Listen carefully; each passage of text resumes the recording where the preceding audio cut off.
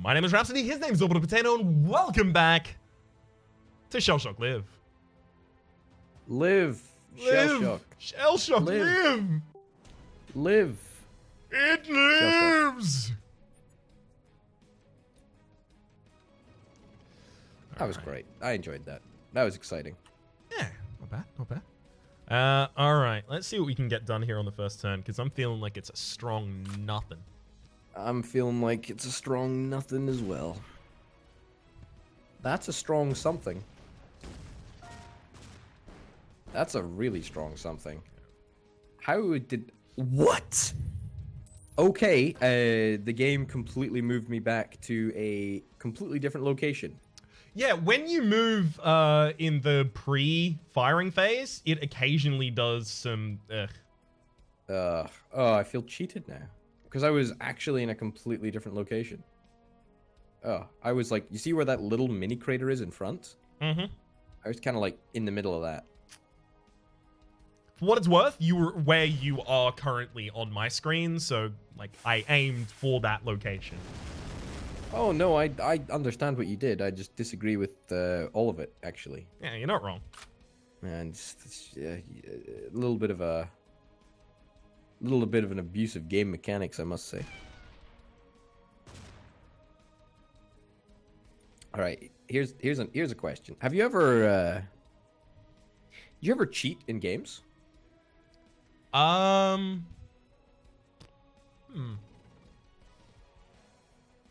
bring this up because, well, firstly we were talking about that, but I save scummed. You know save scumming, right? Mm-hmm. In a recent episode of Civ, and the amount of comments of people that just said, "Oh, hey, good to see someone else that uses the save scum feature." It was quite endearing, actually. I think I did on like one episode of XCOM Enemy Unknown. Mm-hmm. And I think it was because like I made a decision very early on that killed my entire squad, and it would have taken me like 20 more episodes to get back to the point. So I think I've like save scummed one episode. I guess debating, how people feel about save scumming in games for misclicks. Like I've done that occasionally in Slay the Spire, where I've misclicked and gone, well, I mean, I'm not going to lose the game because I misclicked, so I'm just going to like reload that. Yeah, because that was why I reloaded the Civ file. I think it was pretty much because it just didn't want to go where I wanted it to go or whatever.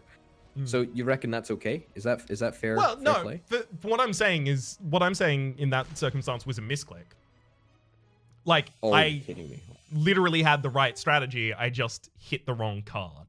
That kind of thing. Like I think that's fair. But if like the outcome of your actions changes dependent on, like if you play a card that has a random effect and then you go, oh, I'm just going to reload and do that again. That's probably not so, kosher. See, here's my thing, right? Okay. Come get me. Great. My opinion on this is it depends on your intention, right? Like some people have a real issue with people just playing the game for a story, right? And if you're playing a game for a story and you're like reloading and you're like save scumming or whatever, it's like I don't think that is even like I don't even think that's nebulous. I think that's like totally fine. Like go for it. Oh yes, damn it, almost. But like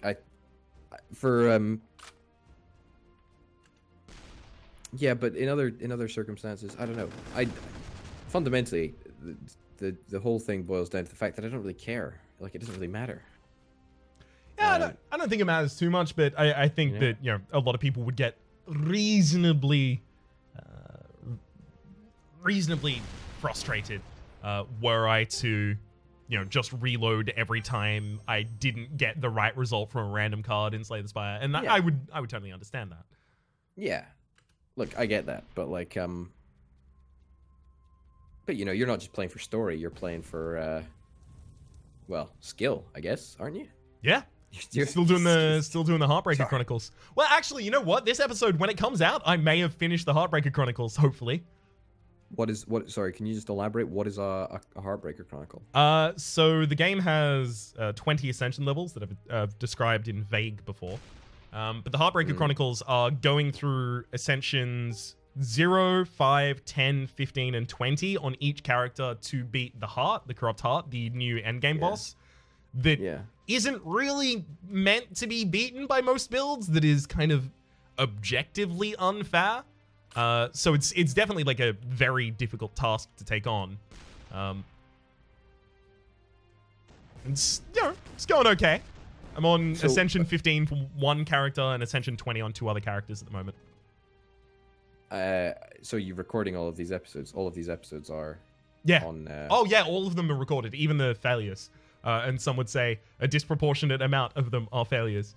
To which I would respond that not killing the 4th boss, because the 4th boss is literally not meant to be fair, not killing the 4th boss is fine. It's like, that doesn't mean a run is lost. If I just chose not to fight the 4th boss, would it now be a win instead? So I usually dictate it on whether or not I win the Ascension 20, and then after that, it's like, okay, can I kill the heart? But I don't, progress in levels until I do kill the heart. So is there a specific type of build that allows you to win? Does it need to be a specific build in order to... It doesn't necessarily need to be a very specific build, but the problem is the heart has one turn that it ramps up on the first turn. And then the second turn, it does 50 to 60 damage. And then the turn after, it does 3 by 12. And then it gains strength the next turn and then does it again. And it trashes your deck with 5 cards on every turn where it's buffing as well. So basically, you can't kill it with an infinite because it deals 1 damage, 2 damage on Ascension 20 to you every single time you play a card. It's... obviously has huge hits, right? Like a character's health pool will usually be 80 and it's doing, 50, 60 on the second turn. Yikes. Yeah, it has multi-hits as well, so you can't... You can't just have a bunch of plated armor or anything like that. So how also, do you can't do more than 300 damage in the same turn, so it has, I think, 750 HP. So you need to spend at least 3 turns killing it, which means that your deck can't just be offense. You need to also have defense. Yeah, it's really rough. It's really rough. You basically need a broken build to beat it. In Ascension 20. In Ascensions, in the lower Ascensions, it's a bit easier, but it's still not great. There's a lot of... See, I'm wary talking about this right now because I suspect that it might actually be changed at some point in the near future because of how... restrictive the gameplay style, if you depend on fighting the Corrupt Heart, is. I mean, wowzers. That's a really good shot. Oh my god. I don't think it's enough though, was it? No. Almost though. That was really good. Thanks. If I'd have hit that Soul Blade at the start, then I would have won that one. You're not wrong. But shell shocks and hand grenades. Alas and alack. Yep, exactly. Disappointing. Ooh, all right. I'm not even going to bother moving because I got cheated out of it last time. That's fair. I don't even want to play anymore. I'm taking my ball and going home. That is exactly it. Speaking of balls and going home, have you played Super Smash Bros. Ultimate? How contentious would you like my answer to be? Because I have given my legitimate answer to that before and been told to tone it down. Excuse me, not by me. No. I'm just saying, would you like me to give you the answer that would get me told to tone it down in other situations? Well done. Very well done. No, don't why are you congratulating me? That's it's not really I good. did it on purpose. Yeah, but I didn't do it it wasn't skill. It was just luck. Well, you aimed it somewhere. Well, that's true, but I don't really feel like I should be congratulated for that. Too late, nerd. Oh. That's a yikes. Anyway, sorry. Give me the contentious answer. In fact, give me the non-contentious answer first. I don't particularly enjoy that style of game. Give me the contentious answer. I hate Super Smash Brothers.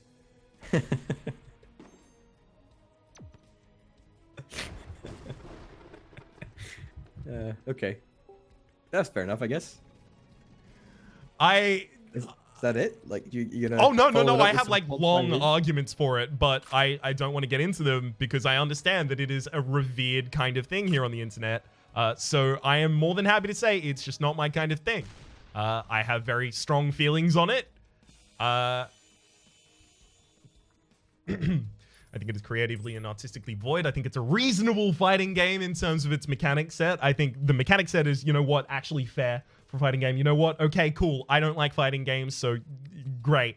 I think the idea of just including a cultural prestige of all of these characters that people remember from their childhood is a very, very quick way to cash in on nostalgia rather than actually providing anything of reasonable substance in that form. I don't think that the presentation value of it is worth almost anything, especially considering I was someone who grew up not particularly engaged in many of these different franchises. So to me, it's almost, it's like watching Once Upon a Time. Have you ever seen that show where they just put in every character from every different Disney property and every character from... It doesn't fit. I think people have a reverence for Super Smash Brothers that they didn't have for PlayStation All-Stars because, well, you grew up with Smash and PlayStation All-Stars came out when you were a teen. I think if it started at this point, people would look at it and go, they're putting all of those things in the same... Why? I don't like it. Also, for what it's worth, I have legitimate beef with Nintendo. Legitimate? I think you would have a similar beef for their interactions with our community in the past. I know, they've reversed it now, though, apparently. They have, but that doesn't mean they didn't do it. No, I agree. Look, I'm on your side 100%. I was just providing a little bit of factual backup. They had what was like I think it's called a content share program. They did. Where they would basically claim, I think it was like 40% of your YouTube revenue. No, not yours. The overall. Really, the overall, so including YouTube shares. So pretty much like, that's pretty much like 80 to 90% of your YouTube revenue then, isn't it? Yeah. Give or take.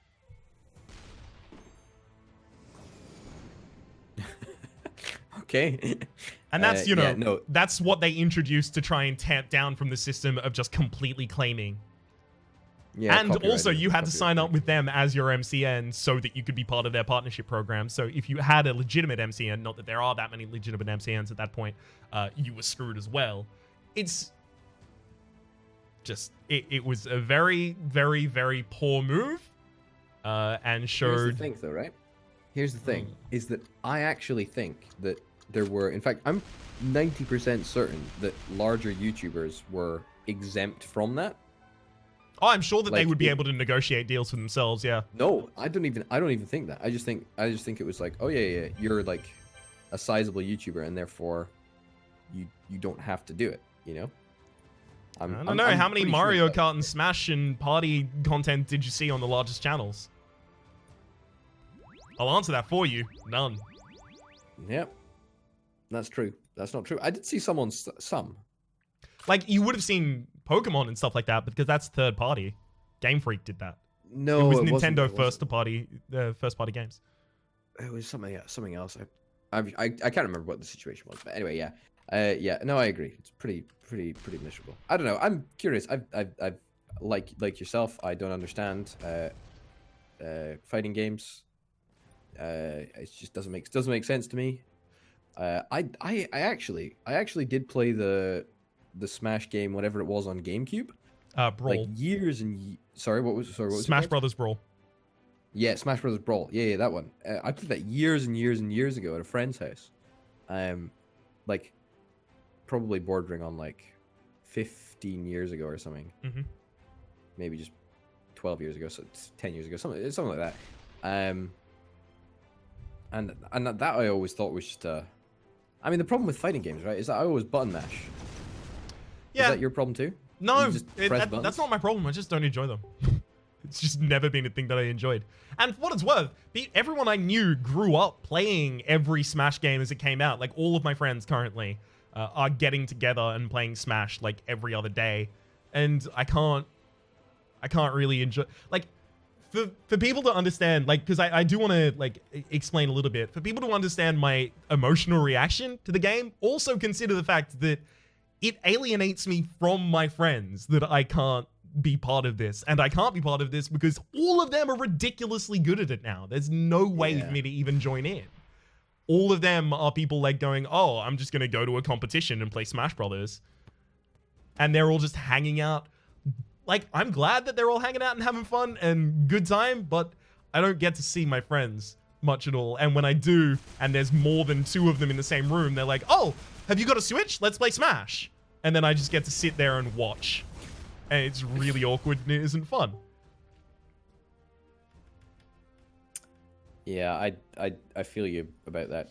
Literally no one that I know owns a Switch. Just to put that out there. Everyone I know does. Literally no one. Well, because they all got it for Smash. Really? Yeah. That's kind of, I don't know. That's just kind of crazy to me because I've never really had any associate, or I never really felt any love for the game, so to speak. But I don't know. It's interesting. For the record, I don't have anything against people who do. It's just I don't enjoy it at all. And my last 2 months have been dominated with people just talking about Smash constantly around me, and no, it's not for me. And it's like everyone is constantly spending all of their time on and talking about and playing something that I actively dislike. I don't hold that against them, but you can see why it might make me hold it against the game.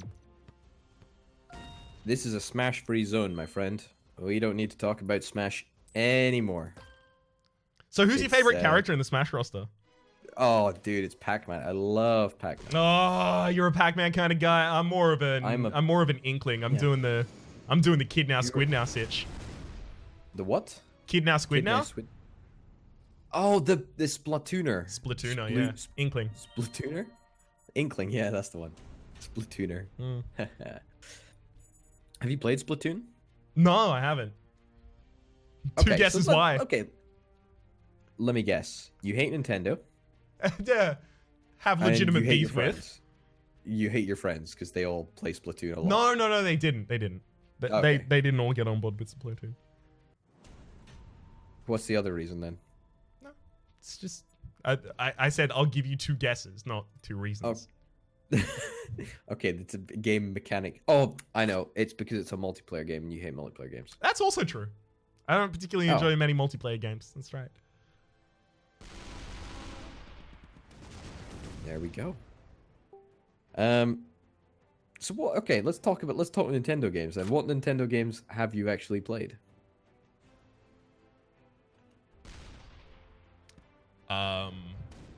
It's gonna be a short list. Well, that's what I was kind of figuring. You know, it would be a. Oh, let me search up Nintendo.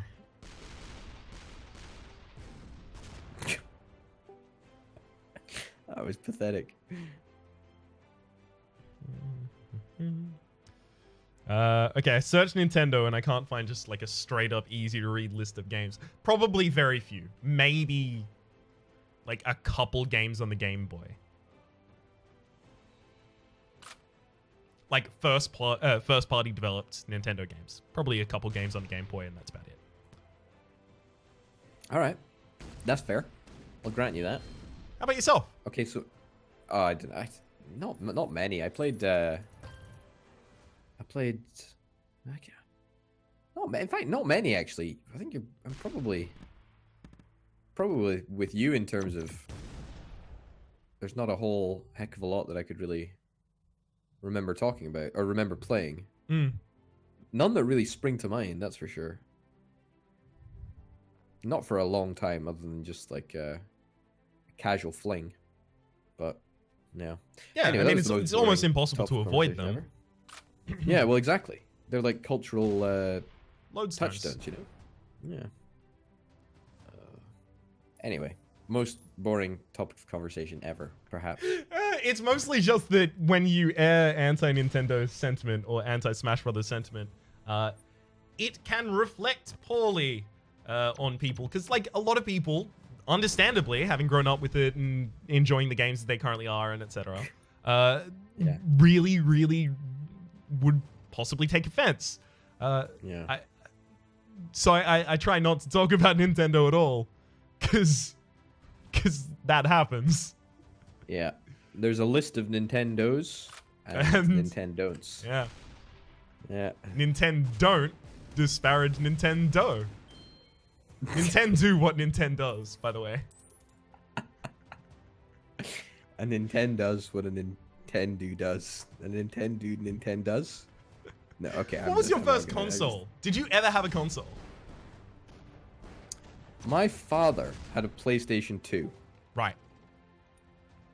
That was it. That was it. That was it. That was it actually. And then I bought a PlayStation 3. Mm-hmm. What convinced you to buy the PlayStation 3? Oh, this must have been like 6 or 7 years ago, I'm thinking. Mm-hmm. I think it was just after I got my first job. Like, it was sort of like one of those treat yourself first paycheck kind of things. Yeah, kind of, but I'm struggling to remember, honestly. I mean, I guess the biggest reason, or the what I ended up playing on PlayStation 3 was pretty much just purely Battlefield 3. Mm-hmm. I don't know if you played the Battlefield franchise much. No, not much at all. It's Battlefield 3 is fantastic. Battlefield 4 is garbage, and I never want to play another Battlefield game ever again. Yeah. I seem to have heard that sentiment kicked about.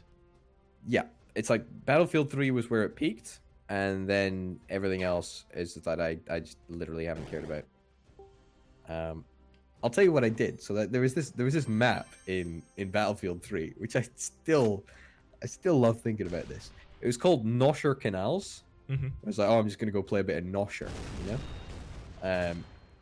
And so this is gonna be like a super boring explanation, but it's really, really fun for me. So humor me for a bit.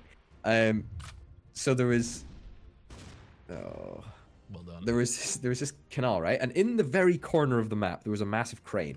It's a small map. It's like a 20. I think it's a 20 or a 10 versus 10 or a 20 versus 20 deathmatch thing. So it's a very small map, only maybe, you know, like a couple of 100 meters from one side to the other. Not meant to be a big map. Anyway, in the very corner of this map there is a crane, and that crane is completely unassailable. So you couldn't like walk, you know, you couldn't like walk up the crane. There was no way to get up it at all, right? And I love playing sniper because, of course, I love playing sniper, and I just love to camp out in the corner of the map. Are you prepared for the hate you're about to receive? Not from me. I am prepared. I am 100% a camper. Like, people who say, "Oh, you campers," right? I'm sorry, but if you can't get on board with campers, then you can't get on board with playing smart, son. Like, it's just not. Like, you know, campers camp for a reason, and it's because it's so much fun to just pick people off. Anyway, yeah. So what I would do is that there used to be this. I don't know if it's still in, but there used to be this weapon in the game called a recon beacon, and it basically allowed you to spawn onto the beacon, right? And if I was to place it in a certain location, like right next to the very corner of the crane, right? You would parachute in on top of the recon beacon, and you would parachute down onto the crane. You'd get a like prime sniping spot right at the top of the crane, and then for the entirety of the game, you could just pick people off like from miles away. They wouldn't be able to see you because, like, of course, anyone on the ground level, they can barely see like the sniper at the top of the crane because of the way that the map works in terms of like the elevation. So you couldn't see the sniper. I could just pick people off. And you know what? Even if someone did manage to shoot me and another sniper managed to get up onto the top of the crane, it would be still a super fun, enjoyable experience to shoot the sniper down from the top of the crane. So that's what I literally did the entire time. And it'd be a super fun, enjoyable experience for exactly one player on that server. Exactly. And I loved it. I loved every second of it. 10 out of 10 would do again. And now they need to include that side of the map in either 4 or 5, and then you can get on board, I have to imagine. Yeah, absolutely. Absolutely. Well, until we see the patch notes that do that, my name has been Rhapsody, his name has been Orbital Potato, the name of the series has been ShellShock Live. Hopefully you've been enjoying yourselves. There's a playlist in the description down below for all of our content on this game, past, present, and future, as well as a link to Orbital's channel. Hopefully you've been enjoying yourselves, and hopefully we'll see you next time. Bye.